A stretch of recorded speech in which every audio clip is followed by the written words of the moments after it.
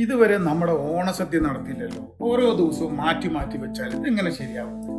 അതെങ്ങനെ? ഓരോ ആഴ്ചയും വിവിധ സംഘടനകളുടെ ഓണപരിപാടികളും സദ്യയുമല്ലേ, ഒരു ഗ്യാപ്പ് വേണ്ടേ? ഓണം കഴിഞ്ഞിട്ട് മാസം 3 ഇവിടുത്തെ ഓണസദ്യ മാത്രമേ ഇനിയും കഴിഞ്ഞിട്ടില്ല. അതെങ്ങനെ തീരും? കാക്കത്തൊള്ളായിരം സംഘടനകളിൽ എവിടെ? പിന്നെ എവിടെ ചെന്നാലും ഭക്ഷണം കഴിക്കാൻ ഒരേ മുഖങ്ങൾ തന്നെയാണ്. സംഘടന ഏതായാലും വരുന്നത് ഒരേ മുഖങ്ങളാണെങ്കിലും ഇതിനൊരു പോസിറ്റീവ് വശമുണ്ട്. ഇത് നമ്മൾ കാണാതെ പോകരുത്. ഈ ഓണം, ക്രിസ്മസ്, പെരുന്നാൾ എന്നിവ വരുമ്പോഴാണ് നാം എല്ലാം മറന്ന് ആഘോഷിക്കുന്നത്.